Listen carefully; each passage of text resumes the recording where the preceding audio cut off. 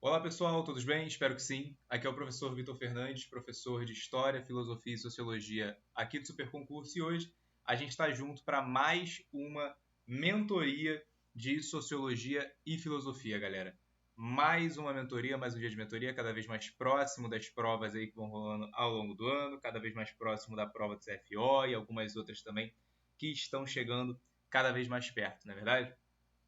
Bom, hoje a gente vai falar de um assunto muito importante para todas as provas, né? Qualquer uma que você vai fazer aí, esse é um assunto coringa, é um assunto que cai muito em redação também, para as provas que tem redação, tá? Que é a não cidadania. Por que, que esse é um assunto importante? Porque esse é um assunto que cai muito em prova e em redação, tá? A gente vai ver ao longo da aula que dentro desse assunto se encaixam vários outros conceitos. Quando a gente fala de preconceito, entra em não cidadania. Quando a gente fala em desumanização, entra em não cidadania. Quando a gente fala de coisificação, entra em não cidadania. Muitas vezes a gente vê assuntos em redação ou em questões no geral relacionados a políticas públicas voltadas a pessoas mais carentes dentro da sociedade, que normalmente não têm acesso a algum tipo de cuidado ou necessidade básica, também entra em não cidadania, tá? Porque é necessário que haja um cuidado maior com essas pessoas, um foco maior para ajudar essas pessoas, porque elas estão sofrendo com essa não cidadania, certo? Porque elas estão sofrendo com esse problema, beleza? Por exemplo, moradores de rua, tá? Então, também passando o nosso briefing aqui, a gente tem primeiro um momento para falar sobre o assunto, para dissertar sobre o assunto, para observar o que é importante sobre ele de uma maneira um pouco mais rápida, de uma maneira um pouco mais concisa, diferente das nossas videoaulas, onde eu posso gravar 8 vídeos sobre não cidadania, parte 1, 2, 3, 4, 5. Aqui a gente tem um tempo determinado para falar sobre esse assunto, então fica um pouquinho mais enxugado, tá? E depois temos as nossas questões, né? Imagino que vocês tenham recebido nossas questões. Algumas estão fáceis dessa vez, não todas, algumas estão mais complicadinhas, algumas estão mais difíceis, né? Porque, como eu já falei para vocês, quanto mais perto a gente chega da prova, quanto mais perto a gente chega das nossas avaliações, mais é necessário que a gente tenha questões um pouco mais difíceis para refinar um pouco mais o que a gente vai ver na prova, né? Fora isso, vocês também estão tendo simulados, né? Já tiveram um simulado, haverão outros simulados futuramente, então é bom a gente ver algumas questões mais complexas aqui também, porque as questões que eu coloco no simulado são também mais difíceis, geralmente, pelo menos assim, para testar melhor vocês, beleza? Let's go! Primeiramente, uma introdução aí. Lembrando, sim, tem um monte de texto no meu slide e tudo mais, mas é para vocês terem acesso a esses textos que vocês recebem no slide, né? Então, se vocês quiserem estudar a matéria, tem o texto para vocês pararem e ler, se vocês precisarem, tá? Eu não vou ficar aqui lendo tintim por tintim de cada texto, não. Alguns eu leio, outros não. Alguns eu pulo um monte de linha e por aí vai, tá? Então, primeiramente, para a gente introduzir esse assunto, a gente precisa entender o que é essa não cidadania, né? Pô, a gente já estudou cidadania. A gente já falou sobre cidadania. A gente já falou que cidadania está ligado a todos os direitos e deveres que nós temos dentro do nosso território, né?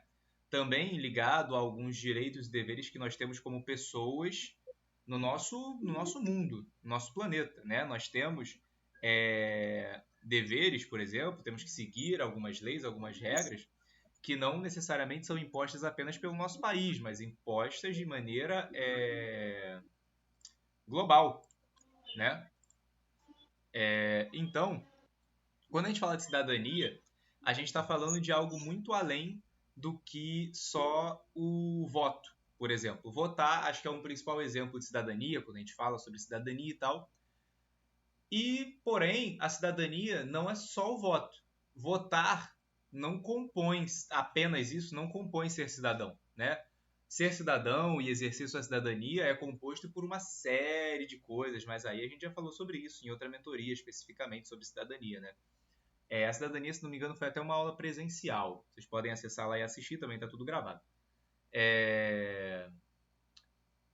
E aí, da mesma maneira que ser cidadão e exercer sua cidadania não é apenas votar, não é apenas ter direito ao voto, mas isso é um fator importante para ser considerado cidadão, sofrer com a não cidadania também não é apenas deixar de votar. Isso é uma das coisas, né? Um dos fatores da não cidadania, uma das coisas que implica a não cidadania, por exemplo, as pessoas não terem direito a voto. População de rua, por exemplo. Galera, população de rua, pessoas em situações de rua, eles não votam, mas moram no nosso país também, correto? Também gostariam de políticas públicas para possivelmente não estar mais em situação de rua.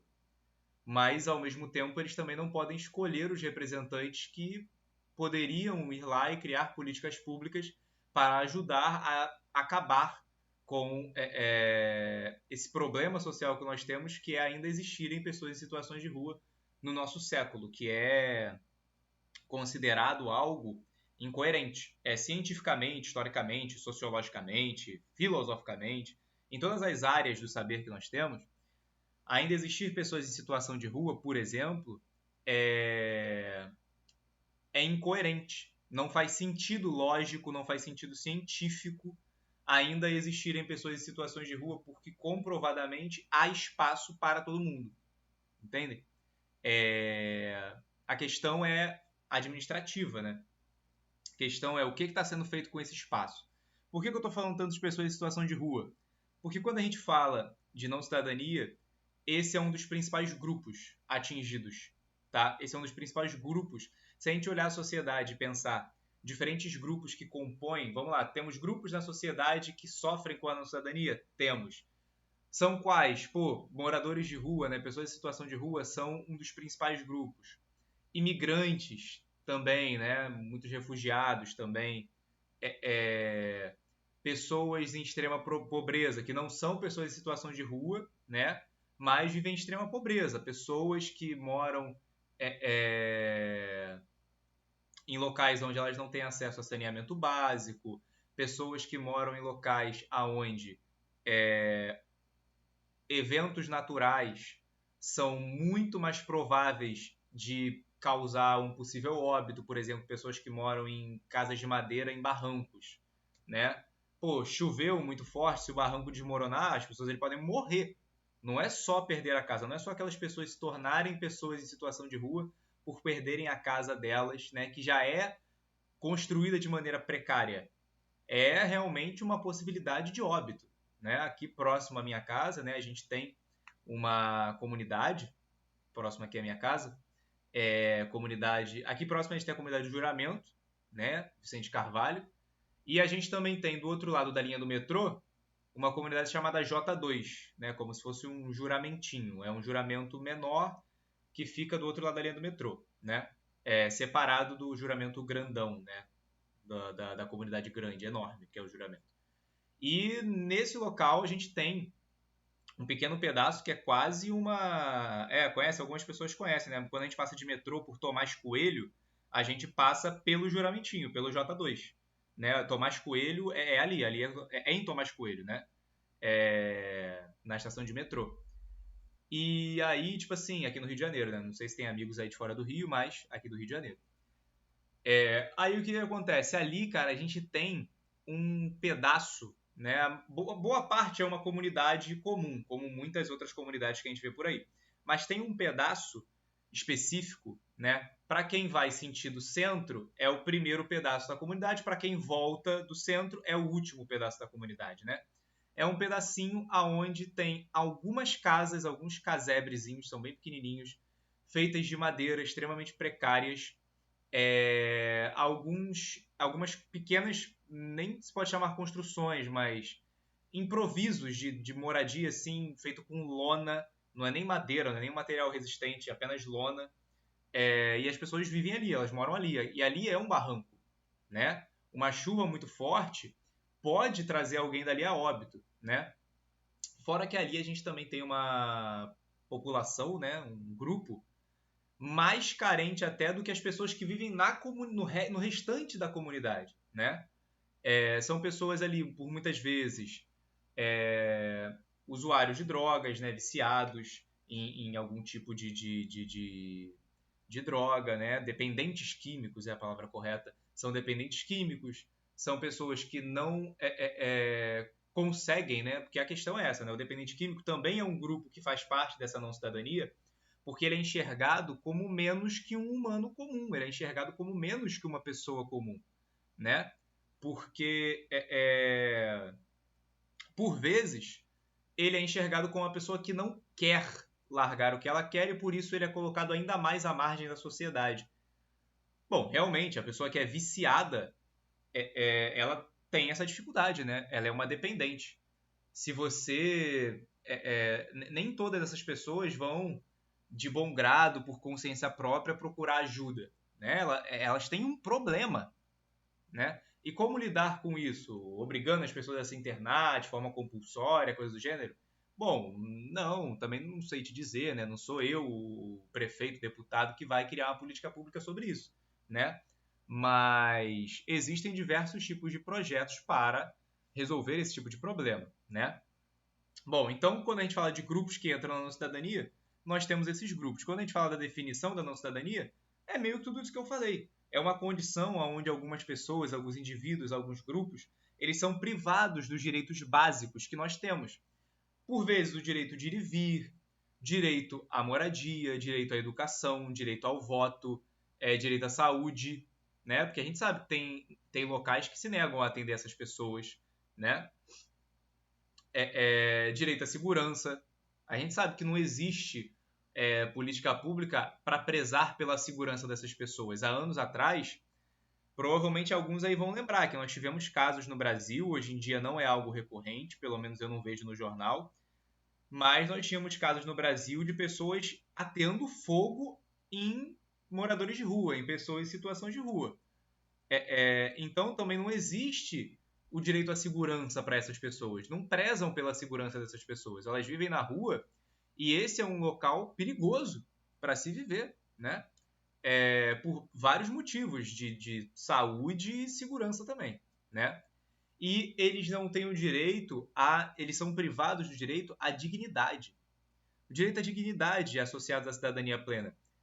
E, cara, isso vai a níveis do mais básico ao mais complexo.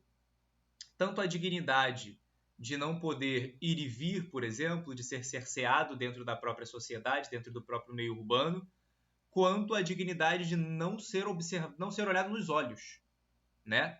Eu acho que nós podemos realizar um exercício de autocrítica aqui, né?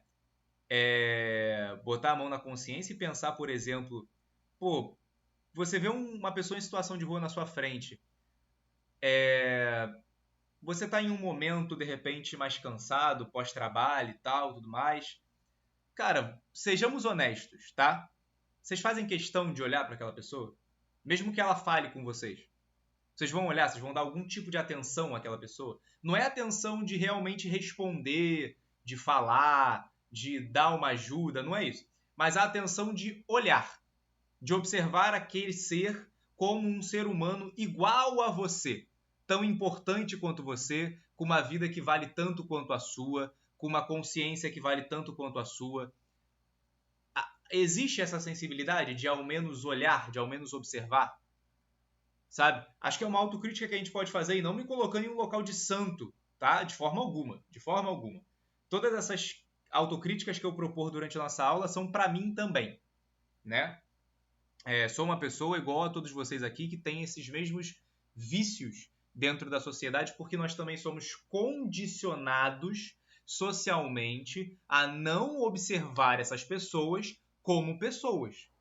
Observamos essas pessoas que sofrem com a não cidadania, que são privadas de direitos e da dignidade associada à cidadania, como, às vezes, coisas, como pessoas diferentes de nós, e não como mais pessoas. Entende? Isso é algo que a gente tem que colocar na consciência para tentar entender. Queremos políticas públicas que resolvam essa questão. Tá. Queremos políticas públicas que resolvam essa questão porque nós queremos que essas pessoas tenham mais direitos, que essas pessoas tenham acesso ao que elas merecem pelo simples fato de serem pessoas, ou queremos que as políticas públicas resolvam isso porque consideramos incômodo existirem essas pessoas morando nesses locais públicos. É simplesmente porque nós queremos nos ver livres do incômodo, porque a gente quer se ver livre da culpa de não olhar, de não considerar como igual, nos ver livre da culpa de não conseguir ajudar, ou a gente realmente quer o bem dessas pessoas? É uma reflexão. Não estou imputando opinião a ninguém, mas é uma reflexão. Por que realmente queremos a melhora nas políticas públicas para esse tipo de pessoa? Né? Não é verdade? Simplesmente para não sermos mais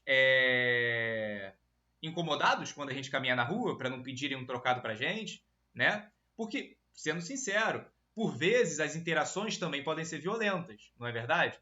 As interações também podem ser violentas. Eu já fui ameaçado 4, 5 vezes, pelo menos, assim que eu consigo me lembrar exatamente, de vezes que eu me neguei a ajudar, porque realmente eu não tinha como e fui ameaçado, ou de vezes que eu ajudei, mas não ajudei como queria. Sei lá, comprei um prato de comida, mas a pessoa falou que queria comida para viagem e eu não tinha como. Eu já estava comprando comida para mim, comprando comida para ela, e aí eu vou gastar mais dinheiro para colocar aquilo numa embalagem, porque o restaurante iria cobrar a mais. E eu não tinha dinheiro para isso, então me neguei a colocar para viagem e fui ameaçado, mesmo ajudando. E aí isso gera na gente uma insegurança muito grande, porque as interações por vezes são violentas. Isso gera na gente uma vontade de que essas pessoas não estejam mais em situação de rua, mas pela nossa segurança, porque nós também temos medo dessas pessoas. Mas o que criou essa situação toda? Como eu falei, o ambiente onde as pessoas moram é absurdamente violento, difícil, eles não têm acesso à segurança. A gente pode considerar justificável uma pessoa se tornar. Aí a gente já está entrando na parte da filosofia da matéria. A gente já pode considerar justificável a pessoa se tornar violenta porque a sociedade cria um ambiente violento para ela, um ambiente onde ela vive na rua, onde ela não tem acesso, onde ela não é observado como humano. Apesar de ter passado por esses problemas, eu ainda tento colocar a mão na consciência e pensar como seria se eu estivesse nessa situação. Se comumente no cotidiano eu não fosse observado como ser humano, tudo bem, alguém me viu como ser humano e me ajudou aqui nesse momento. Mas a minha mente já está tão condicionada à violência inerente do cotidiano, à dificuldade cotidiana de me alimentar, ao risco de morte constante por diversos problemas, que eu sou e me tornei uma pessoa violenta. Não porque eu escolhi, mas porque o meu ambiente me condicionou a isso. Quando a gente pensa em, sei lá, diferentes culturas, a gente também observa que em diferentes culturas as pessoas agem de forma diferente, mais pacíficas, mais agressivas. No Rio de Janeiro nós somos mais agressivos do que em vários outros lugares do mundo e vários outros lugares do Brasil. Em São Paulo as pessoas são mais agressivas do que em outros lugares do mundo e do Brasil também, não é verdade? Pessoas que não estamos em situação de rua, certo? Nós somos culpados por sermos assim ou foi o nosso ambiente que nos condicionou a isso? E se a gente entende que é o nosso ambiente que nos condiciona a isso, essas pessoas também não são apenas condicionadas a serem dessa maneira? Então é uma questão muito complicada. A não cidadania é uma questão muito complicada. Por isso que, apesar de ter falado sobre isso em outras aulas, eu fiz uma mentoria só para esse assunto, que é importante, tá? Elas são extremamente excluídas ou até mesmo se tornam um impulso de medo para muitos. Sim, isso causa muita insegurança. Sim, exatamente, né? Esses pontos que eu toquei aqui agora. Bom, essa questão pode ocorrer por vários fatores, né? Como eu falei, exclusão social, descriminalização e falta de acesso a todos esses recursos que eu citei, a marginalização política, como eu falei, né? Pessoas em situação de rua não têm direito de votar em pessoas, né, em candidatos, qualquer um, não tem direito de votar, porque não tem título de eleitor, por vezes não tem documento. Por vezes não vai ser aceita de entrar dentro de um local de voto, né, pela forma como ela está, por ser uma pessoa em situação de rua, não vai ser aceita no ambiente. E aí cria-se essa marginalização política, né? Nessa não cidadania, essas pessoas, por vezes, elas são tratadas como menos humanos do que os demais. Como se fossem diferentes, né? Como eu já falei. Então, eles sofrem a desumanização, que é a gente parar de enxergar uma pessoa como um ser humano como a gente, e a coisificação, que é a gente passar a enxergar uma pessoa como uma coisa, como da mesma forma que a gente enxerga um objeto ou um animal. A gente para de enxergar aquela pessoa como uma pessoa, né? O que é um movimento extremamente perigoso e nocivo. Por quê?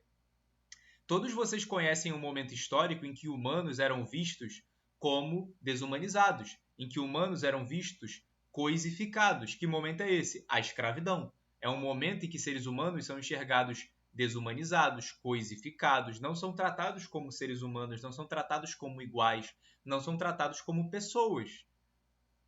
Então veja, a visão que nós temos, por vezes, dentro da sociedade, para com pessoas em situações de rua, dependentes químicos, imigrantes sem documentos e tudo mais, é um tipo de visão que pode ser comparada, não em paralelo, tá? Não é igual, não é exatamente a mesma coisa, tá? Mas sofre também a desumanização e a coisificação, assim como a visão racista sobre um escravo de antigamente. Entende? Olha como é grave quando a gente começa a refletir mais sobre isso. Como parece, caraca, professor, o senhor está dizendo que pode ser que eu tenha tido uma visão não igual, mas semelhante em alguns aspectos à visão que uma pessoa de 1700 tinha sobre um escravo? Sim, estou dizendo que sim. E eu também, e qualquer pessoa, porque a gente está inserido numa sociedade que condiciona a gente a isso, tá? Mas sim, estou dizendo que sim. São Paulo, muitas casas estão alagadas. Sim, exato. A gente tem muitas pessoas. A partir do momento que pessoas sofrem, por exemplo, com um alagamento em suas casas, problemas, claro, por muitas vezes existe a mobilização para ajudar, né? Mas também por vezes não existe a mobilização para ajudar. E a partir do momento que as pessoas perdem tudo, elas passam a ser vistas de forma diferente. Existe um apego, uma dificuldade, por vezes, de ajudar o próximo, porque, não sei, né? Existem diversas visões sobre isso. Por que é tão difícil da gente ajudar o próximo às vezes? Porque a gente não quer dar algo de graça para uma pessoa, algo que a gente suou para conquistar e a gente não quer ceder isso de graça para alguém.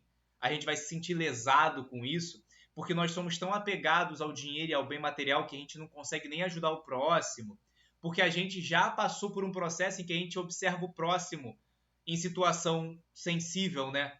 De maneira desumanizada, de maneira coisificada. Mais um ponto a se refletir. A gente tem aqui uma aula muito social, extremamente social, falando sobre um problema social, extremamente dentro da sociologia, um problema que é muito cobrado no meio do serviço social, inclusive do curso de serviço social universitário, mas um problema, uma questão extremamente filosófica também, pautada para ser uma aula extremamente reflexiva, sacou? Tenho receio de ajudar, já fui ameaçado, estava com minha filha pequena, já ajudei por questão de empatia, como roupas e alimentação. Sim, sim, sim, compreendo. Já estive na mesma situação que ambas as pessoas que falaram no chat, Jéssica, Michel. Eu também admito, hoje em dia, também, por várias vezes, eu tenho receio de ajudar. Por vezes eu vejo, tô indo para a porta do shopping, por exemplo, tem um shopping aqui perto. Vou entrar, tô vendo que tem muita gente na porta do shopping, uma molecada assim, pedindo coisa. Pô, cara, eu passo rápido, às vezes o que vem na minha cabeça, mesmo que eu não faça, eu vou por outra porta, mas aí eu também não vou, porque bate esse pensamento e ao mesmo tempo bate, pô, cara, sabe, que coisa, sei lá, desumanitária, sabe? Vamos, só vamos. O cara vai me pedir alguma coisa, só falar não também, saca? Porque também tem algo importante. Fui ameaçado? Fui. Aconteceu alguma coisa comigo? Nunca. Das vezes que eu fui ameaçado, sinceramente, eu considero que era só raiva. E nem raiva de mim. Raiva de tudo. Raiva do mundo, raiva da situação, raiva das outras pessoas. Cara, se eu não tivesse nada, eu sentiria raiva de todo mundo que tem alguma coisa. Sinceramente, sendo sincero com vocês, eu, conhecendo a minha mente, eu sentiria raiva de todas as pessoas que têm qualquer coisa, considerando que eu não tenha nada. Entende? Mas também passo por isso, também sinto medo, principalmente quem tem filho pequeno, como a Jéssica falou. Você ser ameaçado é uma coisa, é a tua vida. Ameaçarem você com o teu filho, com a pessoa pela quem você é responsável, pela quem você nutre um amor, por vezes incondicional, né? Cara, é diferente. Pô, me ameaça, eu tenho medo eu temo pela minha vida, mas assim, de uma forma. A forma como eu temo pela vida dos meus, pô, é completamente diferente. Eu, por exemplo, tenho medo de andar na rua sozinho de noite? Em vários lugares, não. Não tô nem aí. Não ligo, de verdade. Não ligo. Não ligo. Não tenho medo. Primeiro, porque eu sou homem, já corro muito menos risco que uma mulher. Segundo, porque eu sou branco, já corro muito menos risco que qualquer pessoa negra. Eu não vou ser parado pela polícia. Entende? Com essa minha cara de playboy, eu não vou ser parado pela polícia. Eu posso ser pobre, mas a minha cara é de quem nunca vai ser parado pela polícia. Óbvio. Então eu não tenho medo. Mas se eu tô andando com a minha noiva, aí é diferente. Aí eu sinto um medo muito maior. Porque eu temo muito mais por ela do que por mim mesmo. Então, a situação, né, do medo pela ameaça e tal, principalmente quando você tá junto com outra pessoa, com um amigo, com um familiar, com um filho, seja lá o que for, vai ser muito maior, né? Vai ser muito maior.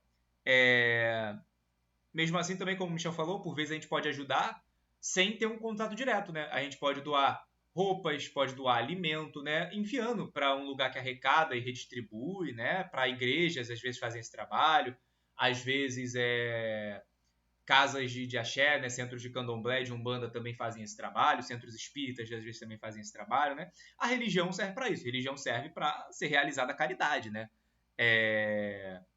Então, a gente também pode fazer esse tipo de ajuda, né? Hoje em dia eu também faço o que o Michel falou. Geralmente eu faço isso. Inclusive, meio do ano vai entrar o inverno, né? Vai ter campanha do agasalho aí, quem quiser e puder doar, vários lugares realizam.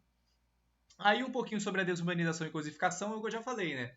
Desumanização, um processo pelo qual os indivíduos são privados da sua humanidade, são tratados como menos dignos de uma consideração moral, né? E vai acontecer por meio da negação de tudo isso que a gente já falou, pela estereotipação. É aquilo. Sofremos ameaças? Sim, mas não sofremos ameaças de todas as pessoas em situação de rua. E a gente, pelo medo, cria uma estereotipação na nossa cabeça. Como se todos fossem fazer a mesma coisa, sabe? Porque por vezes eu também já ajudei e me agradeceram como se eu tivesse feito a melhor coisa do mundo. E foi uma ajuda mínima, sabe? A coisificação é sobre a nossa percepção, né? A gente percebe o outro como um objeto. Aqui está como mercadoria, porque a coisificação é muito utilizada quando a gente fala, por exemplo, de escravidão, né? É um não reconhecimento da pessoa como um ser humano, né? A gente não reconhece os sentimentos, a gente não pensa nos sentimentos. São pessoas que sentem, pensam, têm dignidade, assim como a gente, né? Tem um vídeo muito interessante, não vou passar para vocês, é um vídeo que se fala muita besteira, é um vídeo com cunho de comédia também, né? Mas quem quiser pesquisar, pesquise. De um rapaz... Eita, minha conexão caiu. Putz. Vou pausar minha gravação aqui, peraí. Voltando aqui à nossa gravação após a internet dar um break. Desculpem, galera, tá numa instabilidade aqui meio assim, assado, nas últimas semanas. Não sei porquê, quero trocar de internet, inclusive. Mas também tá ameaçando uma chuva, talvez esteja ventando lá fora. Mas tá um calor danado ainda. Enfim, vamos passar aqui. Aqui a gente tem uma imagem, né, para representar a coisificação, a desumanização. Por vezes a gente passa pelas pessoas como se elas fossem só objetos no meio da rua, né? Como se não fossem pessoas no meio da rua. Mas também, claro, o que nós fazemos, né? O que nós podemos fazer? Na verdade, a coisificação, a desumanização, como eu falei, ela não é algo que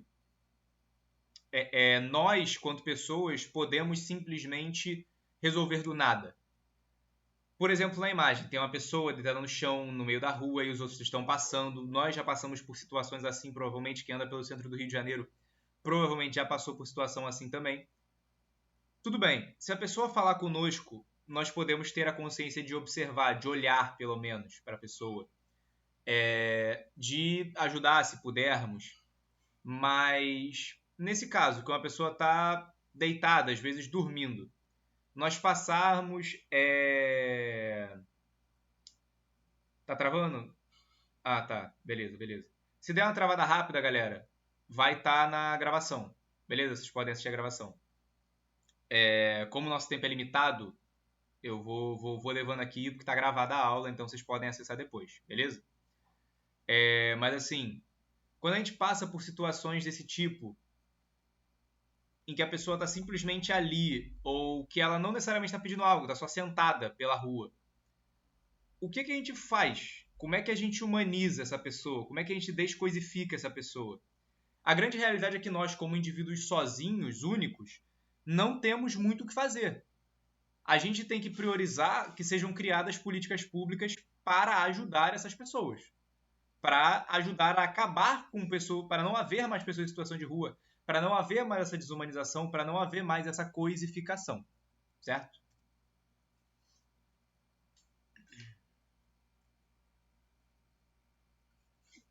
Não cidadania também está muito ligado à violência, tá? Mais de um tipo de violência. Como eu falei, né? Os ambientes que essas pessoas vivem e tal são ambientes violentos e tudo mais. E aí a gente vai ter dois tipos de violência principais aqui. A violência estrutural, né? A própria estrutura social é violenta com a pessoa. A política é violenta com a pessoa. Mas como assim? Vou dar um exemplo muito bom para vocês, tá? Já viram que embaixo de ponte, em vários lugares agora, tem um monte de pedra pontuda? Alguém já viu isso? Embaixo de algum viaduto, de alguma ponte, tá cheio de pedra, né? O nome disso, eu até esqueci, cara. É arquitetura... hostil.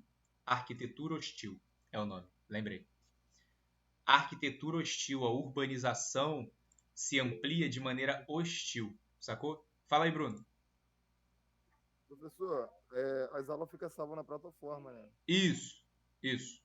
Vai estar lá. Ah, tá ok. Valeu, show. O que é arquitetura hostil?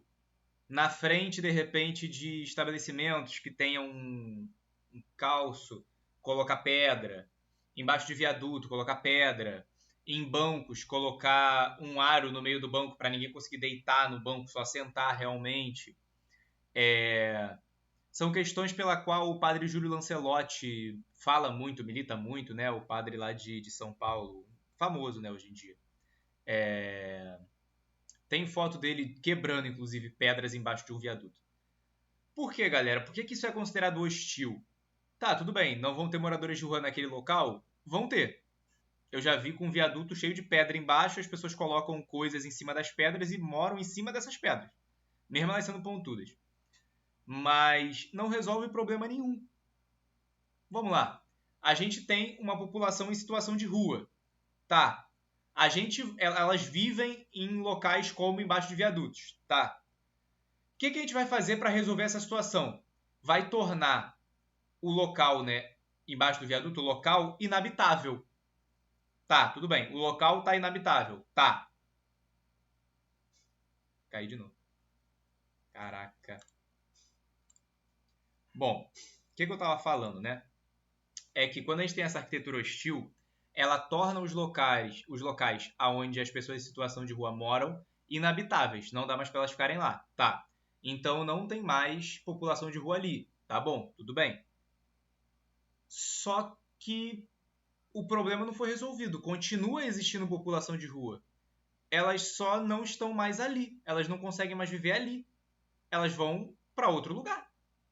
O problema não foi resolvido. Certo? Não resolveu-se nada. Só que tiraram as pessoas daquele local. Ou seja, estão tratando aquela pessoa como se fosse um elemento de poluição. Como se fosse uma sujeira que você tem que varrer para algum outro lugar. Entende? Isso já é desumanização, por isso que é violento, por isso que é considerado violento. Essa é a violência estrutural. Violência direta é violência direta mesmo, é agressão, xingamento, esse tipo de coisa, tá? Discriminação, preconceito, ódio. Caraca, cara, minha internet não fica, cara. Bom, a violência direta contra essas pessoas são agressões, xingamentos, discriminação, preconceito. Aí a gente pode entrar também na parte dos imigrantes, né? Que vão sofrer muito com preconceito, discriminação, com ódio, né? As pessoas marginalizadas vão sofrer com preconceito também, porque a gente sabe que a maior parte da população pobre periférica do Brasil é negra, então essa população vai estar sofrendo com racismo também, né? Então, a não cidadania também vai englobar os grupos que sofrem com essa violência estrutural, que sofrem com essa violência direta, simplesmente por serem esses grupos, tá? Porque esses grupos estão constantemente sendo desumanizados dentro da sociedade, tá? A gente tem aí a pirâmide, né, da violência. Só para explicar um pouco melhor essa questão de violência. Essa aqui, a gente tem violências praticadas mesmo contra pessoas que não se enquadram na não cidadania, tá? Por exemplo, violência contra a mulher, né, o sexismo, que não necessariamente vai ocorrer só com pessoas que sofrem com a não cidadania, né? Pode ocorrer com qualquer mulher, dentro de qualquer estrutura social e tal. É um problema estrutural o sexismo, a violência contra a mulher. Mas aí a gente vai ter a violência direta, né, que é a agressão e tal, a violência estrutural, que é a dominação, a privação, a marginalização, e a violência cultural. É o etarismo, o etnocentrismo, o racismo, o elitismo, a misoginia, tá? Por aí vai. Essa pirâmide está no slide que foi para vocês também, tá? Então, vocês têm esse material aí junto com vocês, é bom vocês sempre consultarem. Essa pirâmide é muito importante, citar esse tipo de coisa, saber a diferença entre violência direta, estrutural e cultural. É bom para quem for fazer alguma prova com redação, pô, vão achar ótimo, certeza que vão gostar da redação de vocês citando isso, tá? E vamos seguir que o nosso tempo, nossa janela de tempo para a parte de explicação já está indo embora. O que é essa cultura do estupro? Cultura do estupro também é uma questão de violência inserida dentro da sociedade, né? Dentro da nossa estrutura social, que faz parte do sexismo, faz parte do machismo, que é a visão da mulher como um objeto, entende? Por exemplo, culturalmente é comum que se duvide de uma mulher dizendo que foi estuprada, certo? Isso compõe a cultura do estupro. Culturalmente é comum nós vermos personagens, mesmo que sejam jovens, mulheres, sendo sexualizadas, como se o corpo delas fosse um objeto que pode ser usado ao bel prazer do ser masculino, digamos assim. Isso é a cultura do estupro, sacou? A invalidação do poder da mulher sobre seu próprio corpo, sacou? É isso. Mas, óbvio, eu tô te explicando do meu jeito, uma mulher te explicaria muito melhor, né? Eu não sofro com isso, eu não entendo disso, eu só tô falando na teoria, né? Eu não passo pela prática, eu tô falando só o que eu leio, né? Não passo por isso. Óbvio. Deixando bem claro, né? Deixando bem claro. Bom, a desigualdade social, obviamente, vai atingir muito essas pessoas que sofrem com a não cidadania, né? Como eu falei, vocês estão vendo, dentro de todo esse escopo, de tudo que a gente falou do que é a não cidadania e de quem sofre com ele, são pessoas que estão sofrendo com a desigualdade social, né? São pessoas que não têm acesso a recursos, a oportunidades, a direitos fundamentais, né? Que passam pela desigualdade educacional, elas dentro da sociedade naturalmente têm menos acesso à educação, elas são restritas de uma educação mais formal, né? Elas têm menos oportunidade, logo vão ter menos acessos a desenvolvimento econômico, elas têm menos acesso à saúde, né? Porque a gente sabe que a saúde pública ela é precarizada. A saúde particular necessita de dinheiro, mas se você sofre com a desigualdade social, se sofre com a não cidadania, você tem que estar refém apenas dessa saúde que está sendo precarizada, correto? E por vezes nem ser atendido. Por mais precária que seja a saúde pública, por vezes as pessoas não são nem atendidas. por falta às vezes, dependendo do caso, documentação, às vezes por uma questão de aparência mesmo. Tem pessoas em situação de rua que não são atendidas em postos de saúde porque estão com mau odor, porque estão... como é que eu posso dizer? Não estão apresentáveis, digamos assim, porque as pessoas não querem vê-las ali, né? Isso pode acontecer. E a marginalização política, já falamos sobre ela, né? A exclusão desses grupos dos processos políticos, de votar, de escolher, de observar, de saber, de não saber. Galera, vamos ser sinceros. Galera que mora na rua, galera que nem tem documento, a galera que está sofrendo com a não cidadania, não está sabendo do que está sendo deixado de ser votado lá no STF, do que está sendo deixando de ser votado dentro do Senado, dentro da Câmara dos Deputados. É negado a eles até o direito de saber. Também eles têm muito mais com o que se preocupar, né? Eles não sabem se eles vão conseguir comer amanhã, se eles vão ser deportados amanhã. Tudo isso é mais importante do que saber se estão tentando ou não descriminalizar o porte de maconha, por exemplo, que é uma pauta que o STF está discutindo agora. Tem várias outras, mas é a primeira que veio na minha cabeça porque é a última que apareceu no jornal para mim. Bom, vamos lá. Aqui a gente tem uma imagem muito famosa para representar a desigualdade social. Tem tudo quanto é livro de história, de geografia, do ensino fundamental, do ensino médio. Isso aí é São Paulo, tá? Isso aí é onde... Isso é um encontro de dois bairros diferentes, tá? Um desses bairros, eu acho que é Higienópolis, não lembro agora, que é esse bairro periférico. E o outro, eu não lembro o nome, mas é claramente, como vocês podem perceber, um bairro de Rio que faz fronteira. Uma fronteira de um muro, literalmente um muro, para um condomínio fechado para a comunidade, né? A gente tem aí, ó, casarões com piscina, quadras, duas quadras diferentes, uma de tênis e a outra acho que é de tênis também, não sei o que é. Um piscinão do próprio condomínio. Do outro lado, a gente tem pessoas que possivelmente passam por situação de insegurança alimentar, né? Essa foto é muito famosa, foi muito utilizada. Um fotógrafo tirou ela, acho que em 2004, 2014, 2007, sei lá. Tem alguns anos já faz uns anos essa foto. Ano suficiente para ter um monte de livro de história na escola aí, tá? E aí, falando um pouco sobre filosofia, a gente vai ter 3 perspectivas principais que eu coloquei para vocês, né? Da Hannah Arendt, dentro da obra dela Condição Humana, né? Ela vai falar sobre a importância da ação política e da participação na esfera pública para garantir a dignidade humana, ou seja, para garantir que uma pessoa tenha dignidade como humano, ela tem que ter possibilidade de participar da política de alguma forma, de participar da esfera pública de alguma forma. Trabalhar é uma forma de participar da esfera pública, por exemplo, certo?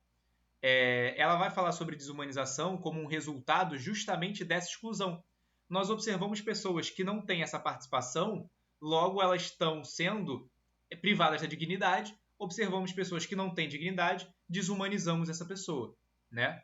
E aí ela vai falar especificamente sobre regimes totalitários, como eles fazem isso e tal. Por exemplo, o regime nazista. Ele vai desumanizar as pessoas, ele vai negar os judeus, homossexuais, negros, ciganos, vai negar o direito à dignidade humana, à participação política, à participação na esfera pública, né, até chegar ao nível de assassinato em massa, né? Segundo, Frantz Fanon, né, em 2 diferentes livros, Condenados da Terra e Pele Negra, Máscaras Brancas, o Fanon ele vai falar sobre a experiência dos colonizados, né, aqueles que foram colonizados pela Europa, né, e que foram racialmente discriminados, né? Vai falar também sobre escravidão e tudo mais. Vai explorar como essa colonização, a forma como ela ocorreu e como o racismo, né, que foi utilizado por essa colonização, vão contribuir para essa desumanização, para essa coisificação, como a colonização, o processo colonizatório, o racismo implementado dentro dessa colonização vai chegar até os dias atuais, suas influências, criando essa desumanização, essa coisificação e mantendo elas dentro da nossa mente, sacou? criando racismo estrutural, violência estrutural e por aí vai, tá? Vai dizer que a violência, por vezes, vai surgir o quê? Como uma resposta. Aquilo que a gente falou. As pessoas são violentas? Podem ser. Mas isso não é uma resposta à opressão? Isso não é uma resposta a eles não terem os direitos que eles deveriam? Isso não é uma resposta a eles não terem nem identidade? Não identidade literalmente no papel, mas identidade. Quem são essas pessoas em situação de rua? Quem são elas? São pessoas em situação de rua. A gente olha e fala, mendigo, só. Todo bairro vai ter uma pessoa em situação de rua famosa, né? Alguém que o bairro conhece, né? Mas, no geral, são centenas de pessoas. Quem são essas pessoas? Elas não têm identidade, entende? Então, a opressão, a violência viria dessa opressão, viria por essas pessoas serem desumanizadas, tá? E por meio disso, eles estariam tentando recuperar de alguma forma a sua humanidade, né? Sua ação política. Isso aí já é o Frantz Fanon. E Michel Foucault, momento citei Foucault na aula novamente. Foucault agora está aparecendo muito mais que antes, né? Pra galera aí que queria ver filósofos diferentes e pensadores diferentes na nossa aula, olha aí, ó, temos 3, tá? E o Foucault aí, citou Foucault na prova, na redação, vão gostar, hein? Ó, cita algum desses para você ver se não vão gostar. Que vão adorar, filho, vão adorar. Como dito por Michel Foucault em Vigiar e Punir, pô, meu amigo, vai pegar uma redação, vão pegar tua redação começando assim, caraca, tá maluco, na hora, já vão, ó, esse aqui, esse sabe, esse entende, que? E fica só um negocinho aí, tá? Michel Foucault em Vigiar e Punir, em outros livros, não lembro agora, também vai falar da escola como uma prisão. Então, só dando um drops de conhecimento aí, se vocês pegarem alguma coisa falando da escola como uma prisão, educação opressiva e tudo mais, cita Foucault. Fala que Foucault diz que a escola é uma prisão, que pode ser comparada a um presídio, e é isso, tá? Ponto. Cita Foucault sempre que possível, que vão gostar, vão achar bonito. Bom, Foucault, em Vigiar e Punir, em Microfísica do Poder, né, ele vai analisar as relações de poder dentro das estruturas, né, disciplinares, em diversas instituições sociais, até mesmo dentro da escola. Né, como é que são as relações de poder dentro da escola, as estruturas disciplinares dentro da escola, mas ele vai falar isso em várias instituições. A escola é uma delas. Né? Ele vai dizer como é que o poder, né, poder, quem detém poder, de diferentes formas, em diferentes esferas, poder concedido ou poder tomado, poder vai operar para controlar e normalizar corpos e comportamentos. O Foucault é mais viajado do que a Arendt e o nosso outro amigo, tá? Isso vai levar à reprodução da violência e da desigualdade social. Por quê? Porque vai normalizar. O poder normaliza. O poder, ele vai dizer que o poder, aqueles que têm poder, que detêm o poder, vão criar movimentos que vão normalizar a violência contra, por exemplo, pessoas que estão sofrendo com a cidadania. Vão normalizar a desigualdade social. A desigualdade social também está sendo demonstrada na nossa sociedade contemporânea, na sociedade do Foucault, da época que ele viveu, entre as pessoas que têm poder e as que não têm. As que detêm poder têm um certo status, as que não detêm não têm, mesmo que as não detêm poder sejam as que dão poder para essas outras, por várias vezes. Caraca, professor, viajou, que loucura. É mesmo. É filosofia, filho. É doideira mesmo. É pra você ficar maluco. É pra, puxar os cabelos. Caraca, não entendi. Não entende, filho. Reflete. Pensa. Como assim? Por quê? Aonde? Quando? É desse jeito. Não é engessado. Mas é assim, é assado.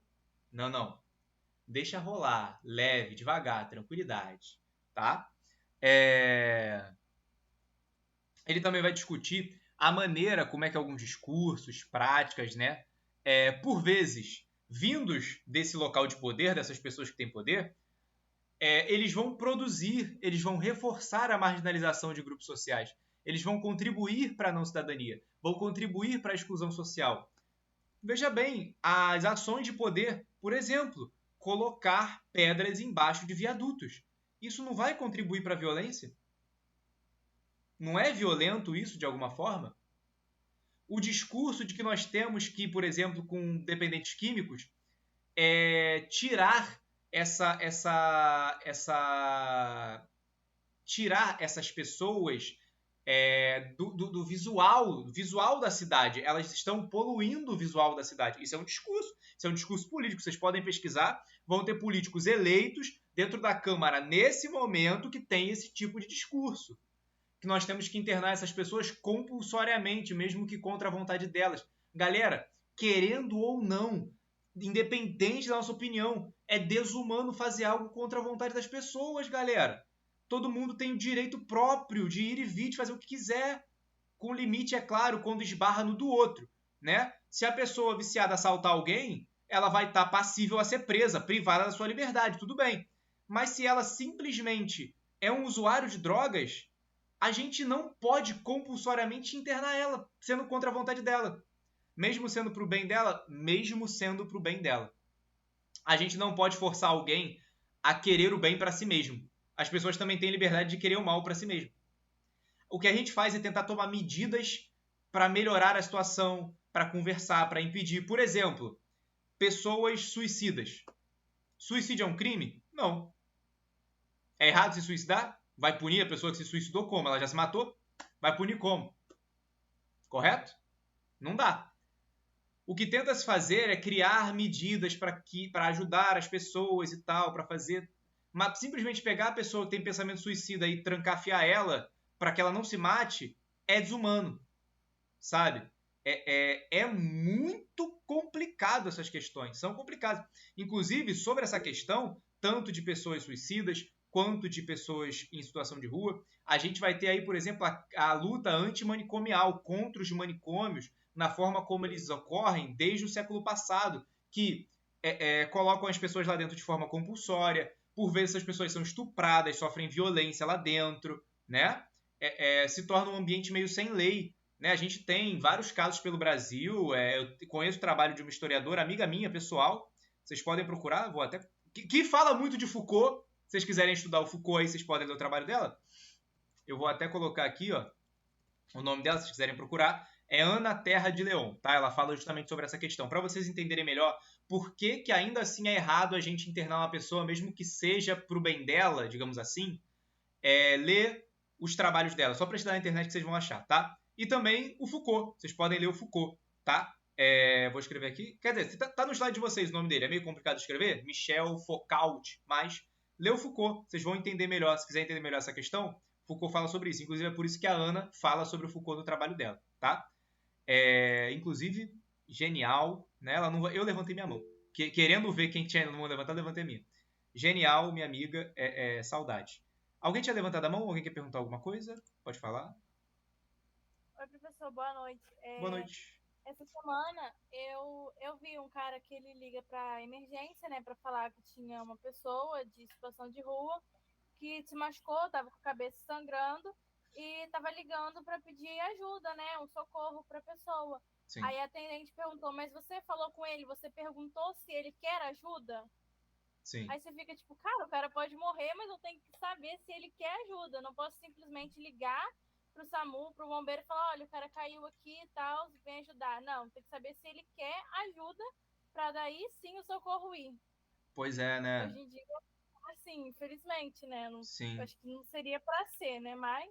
Sim, pois é, a gente tem pontos que vão ser negativos quanto a isso, pontos que vão ser positivos contra isso, que vão evitar certos transtornos, certas violências, mas é diferente, tá ligado? Também cabe a gente refletir. Pô, a pessoa sabia que era alguém em situação de rua? Será que perguntou porque sabia disso ou perguntaria para qualquer um? Eu já liguei para emergência para pedir ajuda para alguém. Não me perguntaram se a pessoa queria, sacou? E era uma pessoa que estava consciente, não estava nem desacordada. Então, também existe isso, né? Existem casos e casos, né? O mundo é complicado pra caraca, filho. Na moral, a gente não vive numa época simples, cara. A gente vive numa época complicada dessa. Bom, e aí, galera? A gente tem uma conclusão aí, não vou ler nossa conclusão, né? Ela é grande. Tem 3 partes, né? Mas a gente pode concluir, né, que eu escrevi uma conclusão grande para vocês poderem ler com calma, né? Também pode desmotivar, querer ajudar também pode ocorrer esse movimento. E aí a gente vai ter o seguinte, né? é uma questão muito complexa, atinge vários grupos, né?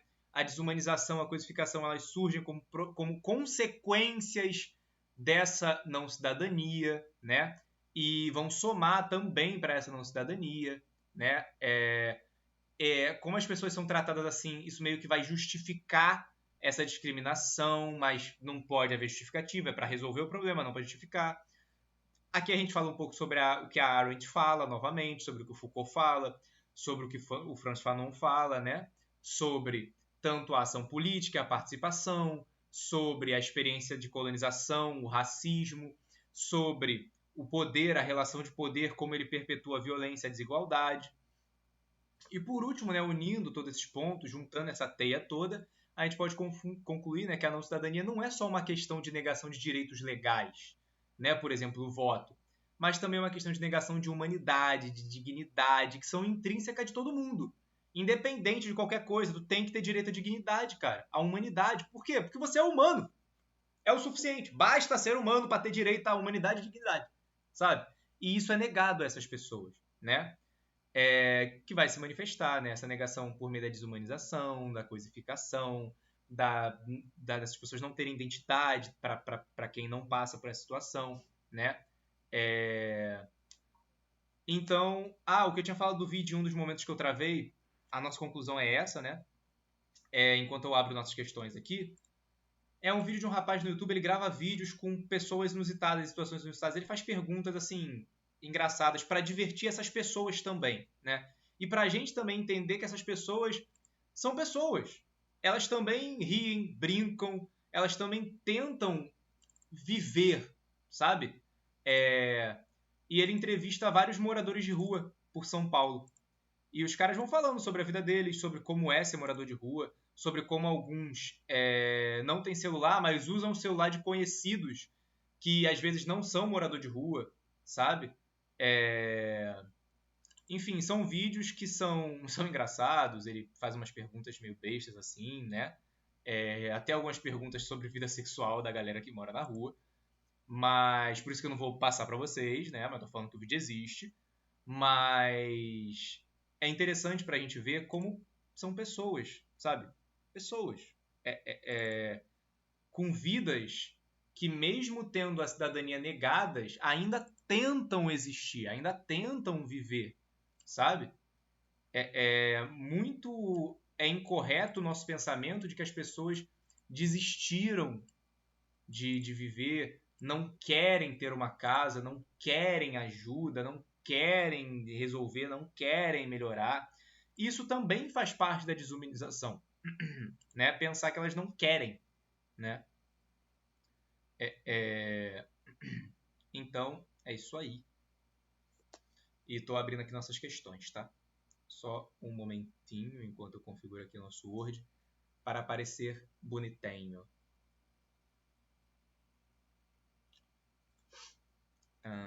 Let's go. Eita, que eu botei numa fonte pequena e vou aumentar aqui para vocês. Deixa eu ver se já abre. Já abre. Deixa eu aumentar essa fonte que está muito pequena. Maior. Assim tá bom. Pronto. Vou botar naquele modo foco. E aí deixa eu ver aqui se eu estou na frente. Não estou na frente. Dá até para aumentar um pouquinho. Deixa eu ver. Ainda não estou na frente. Dá para aumentar mais, será? Dá. Ih, maneiro, que bom. Show. Tem um tamanho legal. Vamos lá. Vamos começar, galera. Vamos rapidinho, né? Acabou que a internet caindo me atrasou uns 10, 15, 20 minutos até do que eu pretendia, mas vamos lá, vamos rapidinho. A falta de moradia, de saneamento básico, o desvio das formas ortodoxas de sobrevivência, a fome e a criminalidade mostram o Brasil como uma das sociedades mais desiguais do planeta. Temáticas como a vida no lixão e fome zero discutem a pobreza como uma ou o quê? Né? Fica aí. Como sempre, dou um tempinho para vocês colocarem as respostas no chat. Bom, então, como já dizia o Kel do Canan e Kel, vamos nessa. Galera, todo mundo que eu vi aqui pelo menos, colocou letra B. Vamos observar nossa questão então. Estamos falando, né, sobre falta de moradia, de cara aqui, sobre falta de saneamento básico e tal. E sobre o seguinte, né, como essas questões, né, mostram o Brasil como uma sociedade como uma das sociedades mais desiguais do planeta. Olha aí. Olha aí. Elencou o Brasil como uma das sociedades mais desiguais do planeta. Aí traz a temática de vida no lixão e fome zero, que discutiriam a pobreza como o quê? Letra A, fato natural da contemporaneidade. Não. Sabemos que não. Primeiro, sabemos que não é. Sabemos que tanto essa questão, a temática da vida no lixão, vai falar sobre isso, denunciar isso, e a fome zero vai falar sobre tirar o Brasil do mapa da fome, né? Acabar com essa questão que permeia também a desigualdade social e a não cidadania, que é o problema da fome. Né? Então, letra A, não. Letra B, fato socioeconômico. Né? Tratam que essas questões de desigualdade são problemas sociais e econômicos vindos da desigualdade social, da não cidadania e tudo mais. Correto? Sim, correto. Isso aí, letra B. A galera tá certa. Legitimação de direitos sociais, essa galera que está passando por isso, que está sendo evidenciada nessas temáticas aqui, que está passando por isso, essa galera tá legitimando algum direito, elas estão precisando de ajuda para ter direito social. Elas nem têm, né? Forma de estratificação racial, não especificamente, porque a gente está falando sobre o Fome Zero também, né? Que não está ligado à estratificação racial necessariamente. Transformação cultural, pô, só se a nossa cultura naturalmente se transforma para algo horrível, né? E não é como transformação cultural que essas temáticas vão tratar, né, esses problemas. Show? Eu ia falar letra 2. Show de bola. Número 2. A questão da moradia no Brasil, ó, novamente falando sobre moradia, em especial nos grandes centros urbanos, é um problema social que ocorre em muitos municípios. Sobre essa questão estão corretas as afirmativas abaixo, exceto, muita atenção ao exceto, até botar em negrito, muita atenção ao exceto, e aí? Joguem pra mim aí. Joga as respostas no peito do teu pai. Let's go, galera. Questão grandinha. Leiamos. Vamos lá. Mesmo tendo diversas opções de moradia, áreas impróprias para a ocupação, como as margens de rios e encostas de morros, são escolhidas por alguns grupos populacionais, principalmente por razões culturais e afetivas. Vamos lá. Mesmo tendo diversas opções de moradia, áreas impróprias de ocupação, como margem de rios e encostas, são escolhidas. Olha, socialmente falando, pessoas que moram em áreas impróprias, como margem de rios e encostas de morros, elas não escolhem esses locais porque elas têm diversas opções. O que seria ter diversas opções? Eu posso morar num apartamento, numa rua ampla, posso morar numa casa de vila, de repente, numa praça bem arborizada. Posso morar numa casa dentro de um condomínio fechado. Mas eu vou escolher morar num lugar onde eu tenho risco de morte caso chova ou caso vente demais. Pô, isso não é uma escolha. A gente sabe que essas pessoas são empurradas para esses locais por um movimento urbano agressivo, por vezes, por um movimento chamado também de gentrificação, que é o seguinte: você nasce num bairro, aquele bairro é pobre, com o passar do tempo, comércio, coisas começam a chegar naquele bairro passa a ser mais valorizado, só que você que sempre mora lá passa a ser prejudicado por isso. Por quê? Pessoas mais ricas começam a vir morar naquele bairro, os aluguéis aumentam e você não consegue mais viver no local que você nasceu. Isso é gentrificação. E aí, essas pessoas são empurradas para áreas impróprias para ocupação, geralmente, tá? Então, a 1, cara, não parece A1. A eu vou errar toda hora, tá? A A realmente não parece estar certa. Razões culturais, às vezes razões afetivas, realmente mantêm as pessoas locais, tá? Por vezes são só situações isoladas. Mas eu tenho um parente que escolheu continuar vivendo em um local, mesmo tendo recebido proposta para comprar casa em outro lugar, por questões afetivas. Ponto. mas também às vezes as propostas não são boas o suficiente para ela sair de lá, né? Então, as razões culturais realmente não fazem sentido, as razões afetivas podem ocorrer, mas em questões, em momentos isolados, né? Então, A realmente parece errado. B. As ocupações em áreas irregulares e a ampliação e surgimento de favelas são consequências de um processo de urbanização desordenada e sem planejamento. Sim. A questão está perfeita, não tenho nem o que apontar nela. Tá certo, é isso aí. Parece que está tirado de um livro. É isso, tá? A gente começa a urbanizar de qualquer forma, a galera não consegue mais viver ali, tem que sair dali, às vezes é obrigada a sair dali, vai sendo empurrada e vai ocupando os lugares que tem morros, ou lugares que mesmo não sejam morros, mas que são favelizados, né? C. Em muitas situações, as pessoas que não conseguem obter renda suficiente para custear sua habitação acabam utilizando as ruas da cidade como espaço de moradia. Sim. Durante a pandemia, nós tivemos um aumento no número de moradores de rua porque as pessoas não conseguiam mais pagar, tá? A maioria dos meus alunos aqui já são adultos, né? Provavelmente já tem isso em mente, de que, apesar de que se fala muito hoje em dia de que o aluguel é melhor do que a casa própria, galera, se você deixa de pagar o aluguel, tu vai ser despejado, tá ligado? Ah, mas se eu deixar de pagar o financiamento da casa também. Sim, também. Só que no final do financiamento da casa você tem uma casa. No final do aluguel, não tem final do aluguel. Tu continua pagando por resto da vida e tu nunca vai ter a casa, né? Se você não pagar qualquer um dos dois, você é despejado. Só que em um, no final das contas, você tem uma propriedade. No outro, você não tem. Então, em algum momento da vida, pode ser que você pare de passar o risco de ser despejado e no outro você vai passar esse risco eternamente. Então, caso algum aluno aí mais jovem tenha sido convencido de que o aluguel é melhor do que comprar uma casa, como uma pessoa que já foi despejada sem motivo, simplesmente porque queriam, eu garanto, não é. D. A questão da moradia no Brasil não se restringe à falta de uma casa para as famílias. Ela é muito mais ampla e envolve problemas relacionados com a ausência de saneamento básico, afastamento nas ruas, iluminação pública e redes de água tratada. Como a gente falou na aula, né? Correto. A não cidadania, o que se nega para as pessoas é muito mais do que só uma coisa, né? É um conjunto enorme de coisas, né?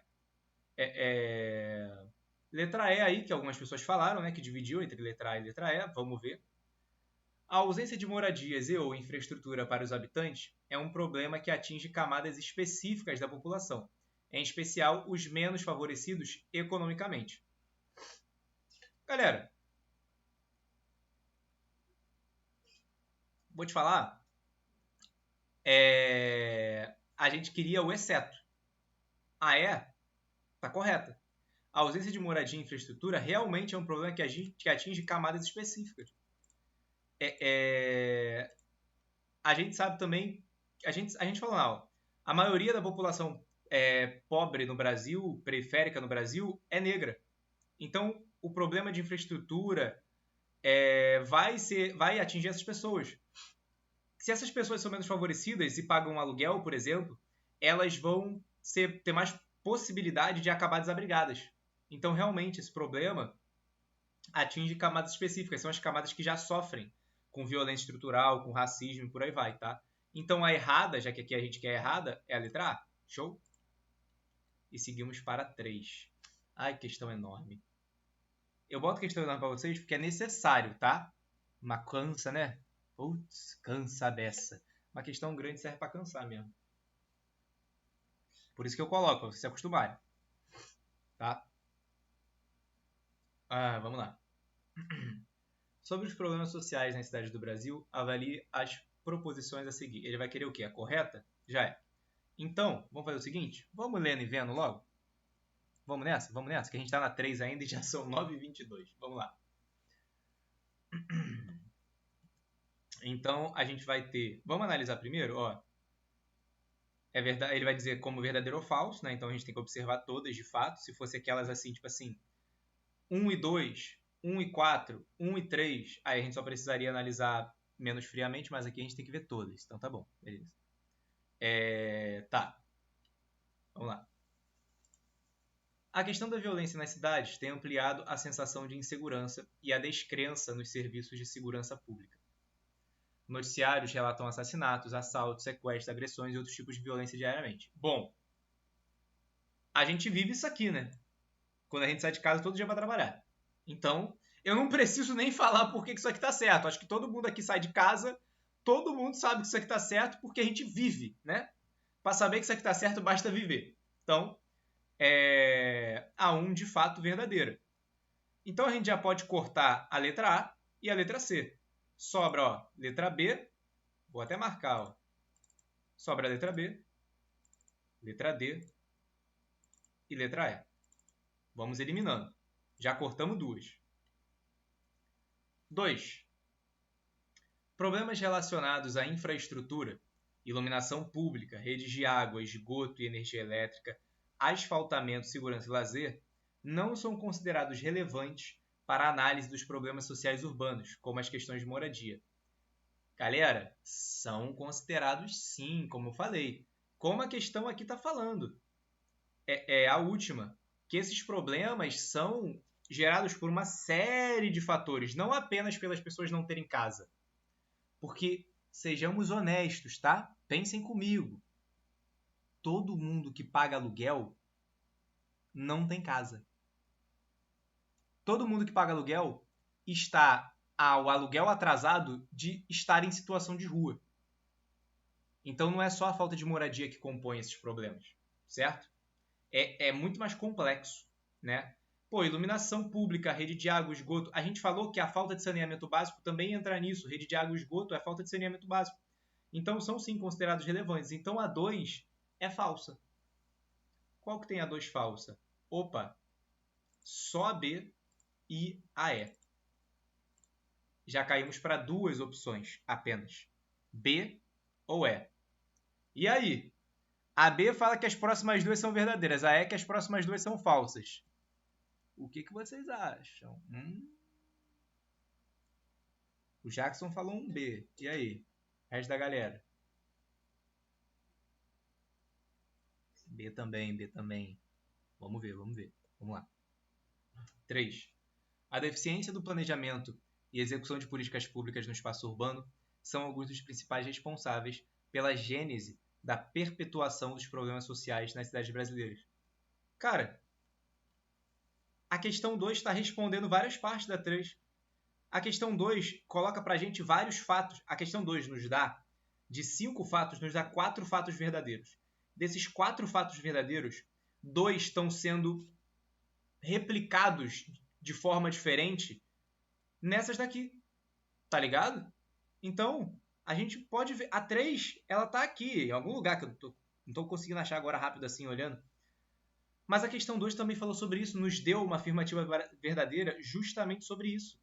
Sobre como o planejamento e a execução política são responsáveis pela perpetuação do problema social. Por exemplo, o planejamento urbano mal feito, que empurra as pessoas para áreas precárias, favelizadas, né, que cria gentrificação. Então, 3, verdadeira. E aí, já acabou.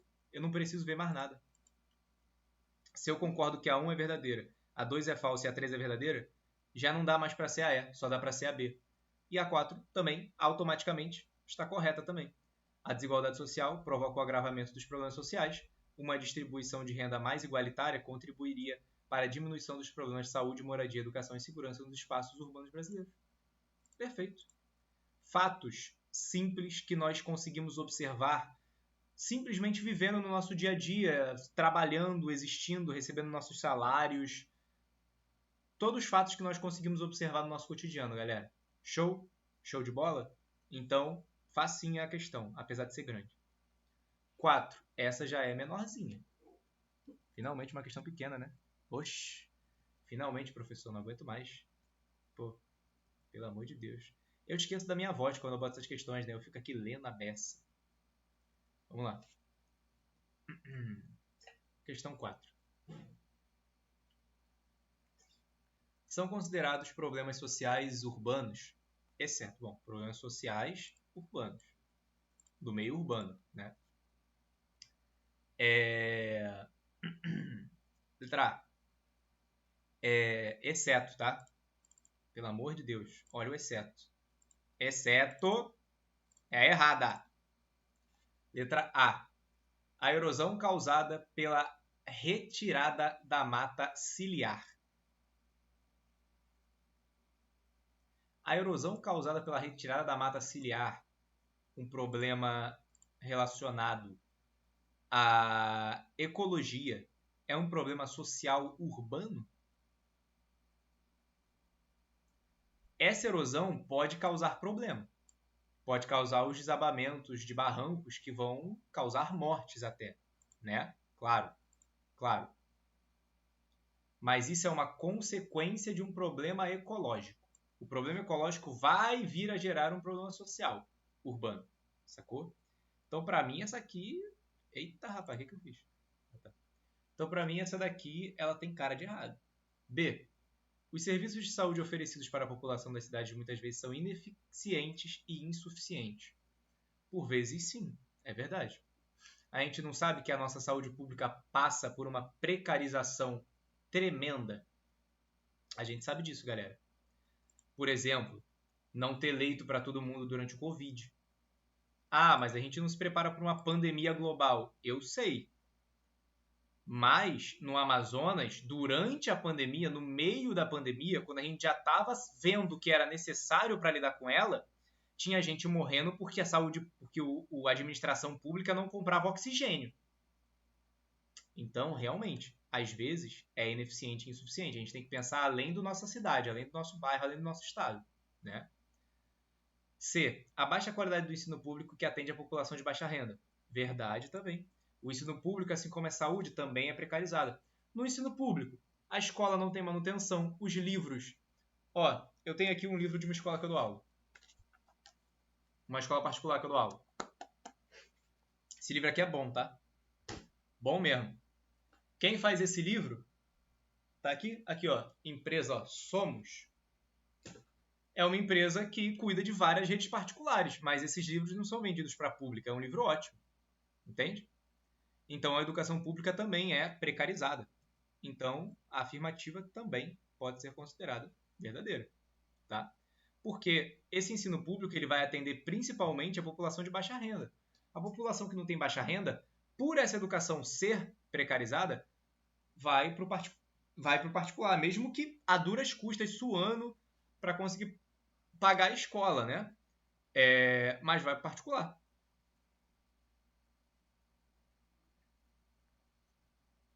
Buscar uma educação que não é precarizada. Ah, essa precarização é proposital, não é proposital, para fazer com que o ensino privado e os moldes liberais de organização e administração pública sejam restabelecidos e que essa engrenagem continue rodando? Aí vai da avaliação social de cada um. Na minha opinião, sim. Na minha opinião, o desmanche do ensino público e da saúde pública são propositais. Tem gente ganhando bilhões com isso. Eu já trabalhei nessa empresa que faz esse livro aqui. Ela ganha bilhões, ué. Se o ensino público fosse tão bom quanto o ensino privado para onde eles vendem livro, para que você iria pagar? Você poderia ter algo tão bom quanto de graça. De graça tem injeção na testa, né, galera? Pô. A questão da violência e da ineficiência das políticas de segurança pública. Também é um problema social urbano. A gente falou sobre isso aqui, ó. Aqui na número 1, né? A gente já concordou que isso realmente é um problema. Falta de habitações e infraestrutura para toda a população. Sim, também é um problema. Isso aqui não compõe todo o problema, como a gente já falou várias vezes. Mas, como a gente também falou, é um dos muitos problemas, né? Para toda a população. Sim, está correto, tá?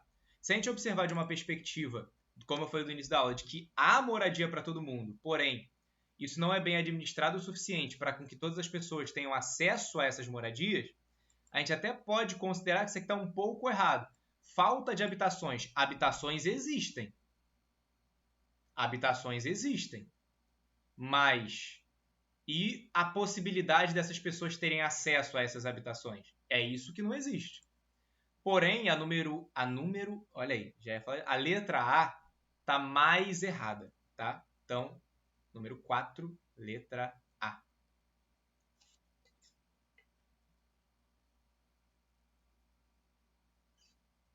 Número 5.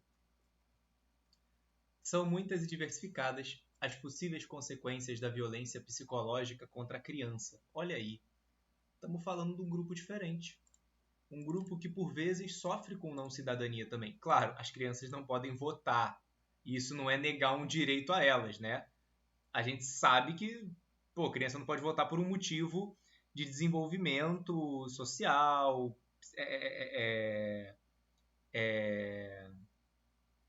esqueci a palavra, mas de cabeça, esqueci a palavra, enfim. Mas, por vezes, crianças também são enxergadas como seres inferiores, como seres que não são humanos, como nós somos, como se não fossem menos humanos que nós, né? A gente sabe que acontece isso. Existe. Se não existisse, não seria necessário existir, né? Isso, maturidade. Obrigado, Jéssica.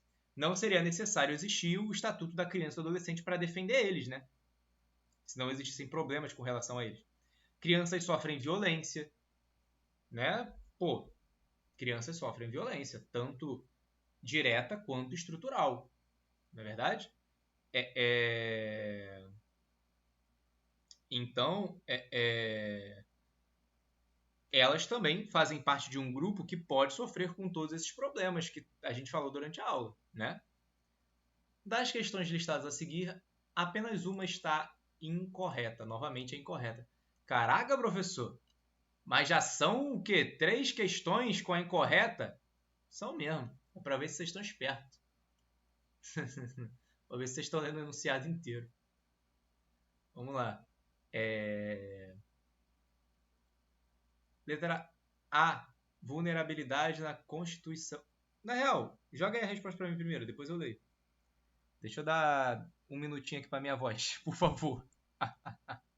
Tô dando aula desde 7h10 da manhã hoje.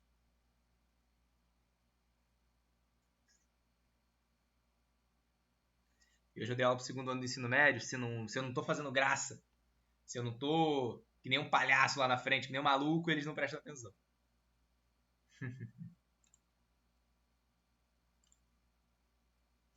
Olha aí, C.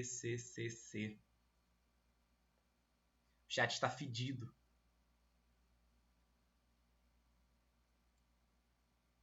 Quanto CC?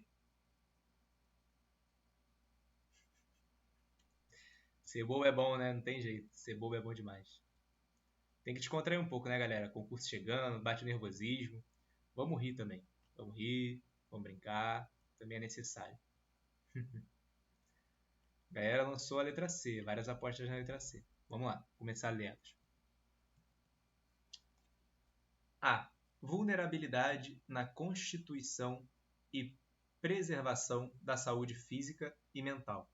Ó, vamos lembrar aqui, a gente está falando o seguinte: são muitas e diversificadas as possíveis consequências da violência psicológica contra a criança, tá? A gente está falando sobre essa parte, sobre as crianças sofrerem violência psicológica, tá? Sobre as consequências dessa violência psicológica. A gente está procurando qual que vai falar o que está errado. Quando a criança sofre violência psicológica, ela vai ter vulnerabilidade na constituição e preservação da saúde física e mental? Vai.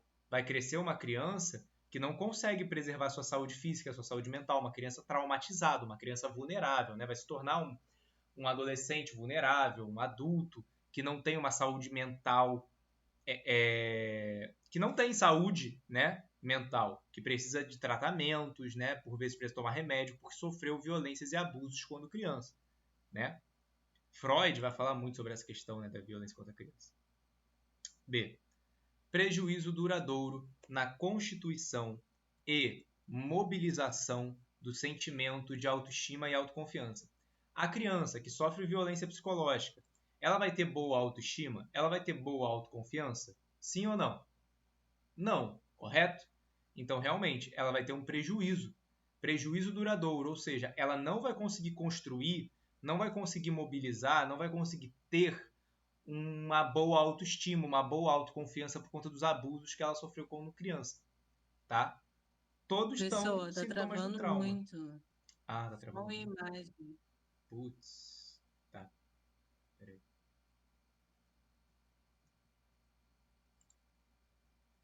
Bom, Licença, professor, voltou a travar. sim, tô gravando. Tô gravando. Voltou a travar. Ah, em vez de voltou a gravar. Voltei a gravar. Não, tá travando. Putz. Deixa eu voltar aqui. Eu não tinha voltado a minha gravação. Só voltando aqui rapidinho. Número 5, gabarito letra C. A A, B, D e E apresentam formas de trauma realmente que vêm da violência psicológica na infância. A letra C fala especificamente da figura paterna e a gente não pode restringir só a isso. Poderia ser a figura materna também, tá? Então, seguindo para 6 aí agora com a nossa gravação rodando. Eu não vou deixar vocês sem gravação jamais.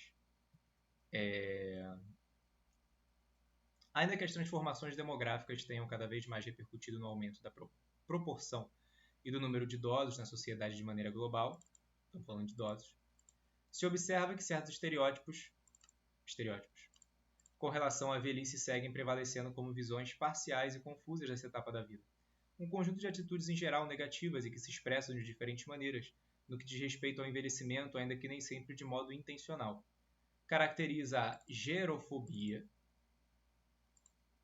do gênero do grego gero, velho ou idoso, phobos, do termo medo, a qual, atrás do racismo e do sexismo, é a terceira forma mais comum de discriminação. Então temos aí mais um grupo que também sofre com a não cidadania, tá? Mesmo não sendo por vezes impedido de votar, por exemplo, é um grupo que por vezes sofre abandonado dentro da sociedade, são os idosos, né? A gente sabe disso. A gente vê pela rua, né? Diversas vezes. O termo se refere a visões e atitudes depreciativas para com os idosos, a exemplo da descriminalização pela idade ou da imposição de perda de protagonismo, que se observa a partir de uma lógica marginalizadora respaldada socialmente na ditadura da idade. Basicamente, aquela visão de que o idoso ele não é mais útil para a sociedade, então ele é desumanizado, ele não serve mais para nada, ele tem que ficar quieto no canto dele, é isso aí, que se dane o idoso, né? A gente sabe que existe muito essa visão na sociedade, e isso também é estrutural. Por vezes, nós também repercutimos essa visão, mesmo que de forma não tão consciente. Em conformidade, número 6. Em conformidade com o texto, podemos perceber que diversas formas de preconceito, como a gerofobia, racismo e sexismo, contribuem para a desumanização e coisificação do outro. Desse modo, conclui-se que, digam aí para mim,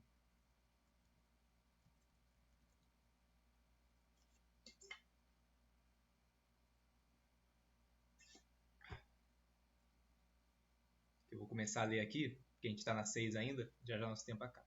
Tá? Vamos lá. As atitudes que expressam preconceito são intencionais e podem ser revertidas ao coisificar o outro. Não, né? Aqui a gente não está procurando a errada, a gente está procurando a certa. Atitudes que expressam preconceito são intencionais? Por muitas vezes, sim. Muitas. Grande, absurdo, tá? A gente não pode fingir também e falar que preconceito é sem querer, senão a gente vai passar para começar a passar uma mão na cabeça de preconceituoso, né? Mas a gente sabe que existem vezes que o preconceito, como é estrutural, não ocorre de forma intencional. Só que a gente mesmo assim tem que saber combater ele, mesmo não sendo intencional, não é desculpa, né? E pode ser revertido ao coisificar? Não, coisificar aumenta o preconceito, não reverte ele. B. Os processos de coisificação do outro ocorrem como resultado de atitudes positivas a respeito pela diferença? Não. A atitude positiva não vai gerar coisificação, porque coisificação gera preconceito, e preconceito não surge de atitude positiva, surge de preconceitos, né? Como já diz a palavra. Né? É negativa, é uma opinião negativa pela diferença. É a não aceitação da diferença.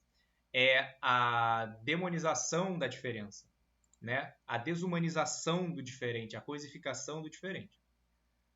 A perda do protagonismo das pessoas discriminadas é superada por meio do processo de desumanização. Não. A desumanização vai aumentar a perda do protagonismo, não vai ajudar a superar ele. D. Os preconceitos, em geral, se baseiam em uma lógica de marginalização e coisificação do outro. Preconceito, certo, se baseia na marginalização, sim, e na coisificação. Sim, o preconceito se baseia nisso. Quer dizer que existe um motivo para a gente marginalizar, um motivo para a gente coisificar? Quer dizer que é justificável coisificar os outros? Não. Quer dizer que nós podemos enxergar da onde o preconceito nasce. Ele nasce da marginalização, nasce da coisificação, tá? É isso que a opção está falando. Isso torna ela a mais correta até agora. Letra E. Os estereótipos que servem de base a atitudes preconceituosas adotam uma lógica de humanização. Não. Estereótipo que gera preconceito é desumanização, não é humanização. Então, gabarito letra D, da número 6. Tá? Meu Deus. Eu sou maluco. Olha a número 7. Vamos lá. Vamos rapidinho. Relações étnico-raciais. O papel da Unesco para a superação da discriminação racial do Brasil. A Organização das Nações Unidas para a Educação, a Ciência e a Cultura é uma entidade que procura destacar a contribuição dos diversos povos no mundo para a construção da civilização. O desafio, no entanto, é tentar trazer à luz a compreensão sobre a origem dos conflitos do preconceito, da discriminação e da segregação racial que assolam o mundo. Vambora. A Unesco, entre outros fatores, assegura que a diversidade étnico-racial e cultural de um povo constitui a principal riqueza da sociedade que a compõe. Vamos marcar isso aqui. Especialmente quando promove a igualdade de direitos. Nessa perspectiva, ela afirma que a sociedade brasileira é constituída por diferentes grupos étnicos, raciais, que a caracterizam em termos culturais como uma das mais ricas do mundo. No entanto, sua história é marcada por desigualdade e discriminação. Já está tendo... É um conflito, né? Especificamente contra negros e indígenas, impedindo dessa forma seu pleno desenvolvimento econômico, político e social. Então, a sociedade brasileira é constituída por diferentes grupos étnico-raciais, mas é marcada por desigualdade e discriminação. Ok? Em relação à superação dos conflitos étnico-raciais, no Brasil, podemos afirmar que não é errada, tá? Novamente, dessa vez não é errada. Já que eu botei muitas erradas, dessa vez não é errada. É preciso fortalecer políticas sociais voltadas para eliminar as desigualdades históricas? Sim, sim. Que estratificam a sociedade brasileira com base na exclusão étnica, quer dizer, separa, coloca uns menores que outros, tá? Que estratificam a sociedade brasileira com base na exclusão étnico-racial? Sim. É preciso fortalecer políticas para eliminar a desigualdade e a desigualdade estratifica a sociedade e cria exclusão étnico-racial. Sim, as duas frases estão corretas aqui. Para mim, essa é a mais correta, até agora. É fundamental que o Estado assuma posição neutra para que o livre mercado possa absorver as competências com base no mérito? Não. O Estado não pode ser neutro, o Estado tem que ser contra o preconceito, o Estado tem que lutar contra a estratificação social, contra a exclusão étnico-racial. Senão, o Estado, sendo neutro, ele vai estar sendo, querendo ou não, também a favor do racismo, por exemplo. É importante que haja mais condescendência nas relações étnico-raciais, com o firme propósito de ajudar os menos favorecidos a se manterem abastecidos em suas necessidades. Condescendência, não. Que haja mais igualdade, que as relações não sejam preconceituosas. Condescendência seria achar que o jeito que tá maneiro, que o jeito que tá ok, né? Que tá tudo bem, né? D. É necessário desmistificar a ideologia do conflito étnico-racial no Brasil, quando comparado a outros países. É o maior exemplo de miscigenação e democracia racial. É um grande exemplo de miscigenação? Democracia racial? Não, a gente sabe que não. A maior parte do poder do Brasil está na mão de pessoas brancas. Não tem democracia racial aqui. É impossível superar o conflito étnico-racial brasileiro porque ele é constituinte do processo civilizatório? Não, ele não faz parte do processo civilizatório. Ele não precisa existir. Então aqui já está errado. E é impossível superar? Eu espero que não, né? Eu espero que a gente consiga superar os problemas étnico-raciais do Brasil um dia, né? Pelo amor de Deus. Como uma boa pessoa decente, eu não sou racista, eu espero que o racismo em algum momento possa ser superado, né? Mesmo que eu não esteja aqui para ver. Então a mais correta é a letra A. Show? Gabarito da 7, letra A. Vamos para 8, que o tempo urge em nossos pés. Vamos lá. Deixa eu só ver se alguém falou alguma coisinha no chat. Só respostas, né? Letra A. Show de bola, galera. Parabéns aí para a turma do acerto. 8. Guimarães, 1999, página 13. Isso aqui está se referindo a um livro, tá? Guimarães é o nome do autor. Assim é uma forma de se citar. defende a tese de que raça é um conceito que não corresponde a nenhuma realidade natural. Trata-se, ao contrário, de um conceito que denota tão somente uma forma de classificação social, baseada em uma atitude negativa frente a certos grupos sociais, e informada por uma noção específica de natureza, como algo endodeterminado. A realidade das raças limita-se, portanto, ao mundo social. O que o textinho está falando? Que raça não existe. Raça é a raça humana. Esse conceito de raça, de acordo com o texto, é algo criado para classificar a sociedade, para separar a sociedade em diferentes raças, quando na realidade somos todos humanos. Temos diferenças? Temos diferenças. Temos diferenças, claro que temos diferenças. Pô, diferenças fenotípicas também. Minha pele é branca, a pele de outras pessoas é negra. Isso é diferente. E não tem problema. O problema é que hoje em dia pessoas veem problema nisso e diminuem outras por causa disso. Mas existe diferença. Só que isso não nos torna de raças diferentes. Somos humanos. Não existe raças. O que existe é classificação social. Sacou? É isso que o texto está falando. Dessa definição do conceito de raça, Guimarães conclui que, vamos lá, letra A, o racismo faz passar por realidade natural preconceitos, interesses e valores sociais negativos associados a grupos e indivíduos. O racismo faz isso? Faz.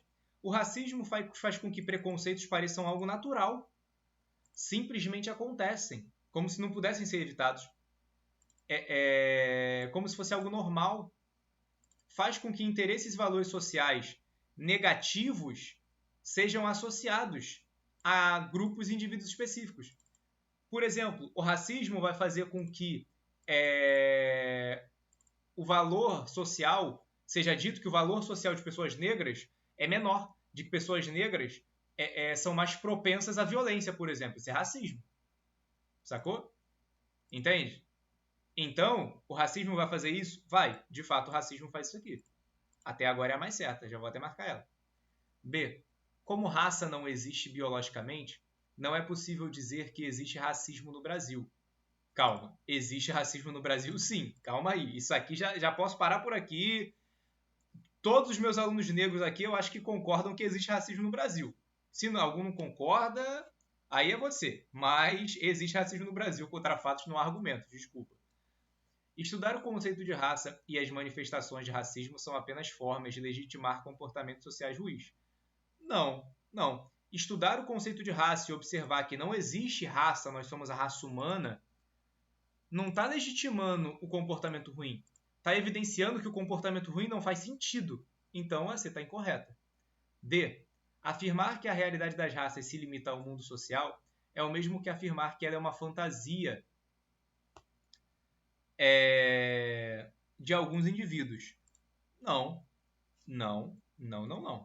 necessariamente. Ela é a fantasia de alguns indivíduos? O racismo é estrutural dentro da sociedade. Ela não é a fantasia de alguns indivíduos. Ela existe em todos os preâmbulos dentro da sociedade, político, econômico, social, em tudo que se tem, galera. Não é uma fantasia delusional de alguns indivíduos. Sacou? O racismo é uma manifestação natural. Vamos parar por aqui, né? Não. Chega, não vou nem ler o resto. Isso aqui já está ofensivo. Letra A é a opção correta, tá? 9. Estamos em tempo ainda? Caraca, vamos embora! No trabalho com a população em situação de rua, há que se observar e considerar as medidas e resoluções protetivas dessa população. Observa-se que a promoção, proteção e defesa dos direitos humanos das pessoas em situação de rua, crianças, adolescentes, adultos e idosas, devem ser garantidas pelo Estado. Importante. Por meio de acesso a políticas públicas e aos órgãos do sistema de justiça e defesa dos direitos. Dessa forma, é correto afirmar que... Vamos lá. As políticas sociais devem considerar a homogeneidade da população de rua? Não. A população de rua, ela não é homogênea, ela é heterogênea. Ela é diferente em si. São vários indivíduos, várias identidades. São homens, mulheres, crianças, idosos. Ela não é homogênea. São pessoas que perderam a casa, pessoas que estão no mundo da droga. Não necessariamente a mesma coisa, ela é heterogênea. B. As pessoas em situação de rua perdem o direito de ir e vir? Cara, a gente conversou aqui a gente conversou aqui que sim, tá? Elas perdem, tá? Politicamente, elas não perdem. Elas não são proibidas de ir e vir. Mas a gente sabe que socialmente elas perdem. Eu sei o gabarito da questão. Não é a letra B. Mas eu aceitaria a letra B dos outros.